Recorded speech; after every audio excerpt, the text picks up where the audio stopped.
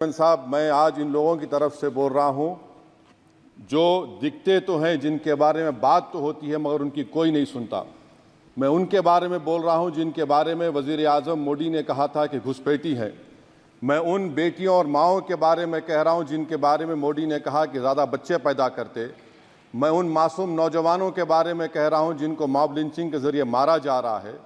मैं उन बेज़ुबान माँ और बाप के बारे में बोल रहा हूं जिनकी औलाद आज इस हुकूमत के गलत कानून के चक्कर में जेलों में सड़ रहे हैं।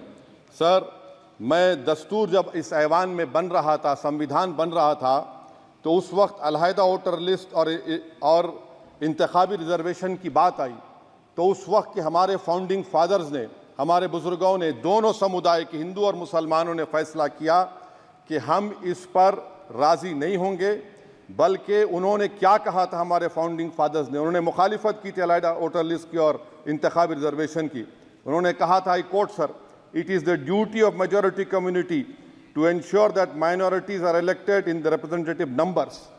बीजेपी मुसलमानों की नफरत पर जीतती है और मुसलमानों के नाम निहाद मसीहा मुसलमानों के 90% ज़्यादा वोट हासिल करते हैं, मगर फिर भी इस ऐवान के दरवाजे नहीं खुलते मुसलमानों के लिए और सिर्फ 4% मुसलमान जीत कर आते हैं। सर, संविधान सिर्फ एक किताब नहीं है जिसे चूमा जाए, संविधान एक किताब नहीं है जिसे दिखाया जाए, संविधान एक सिंबल भी है, मगर संविधान एक हमारे बुजुर्गों के ख्वाबों की किताब है।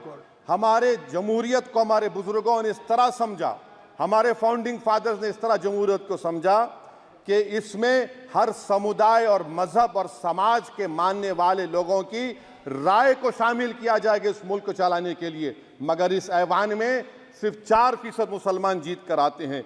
मैं संविधान से जो मोहब्बत के दावे करते हैं उनसे कहूँगा कि कभी उठाकर पढ़ो कॉन्स्टिट्यूंट असेंबली डिबेट्स में कि नेहरू ने, HC मुखर्जी ने, सरदार हुकुम सिंह ने माइनॉरिटीज़ के बारे में क्या कहा था। सर, वतन अजीज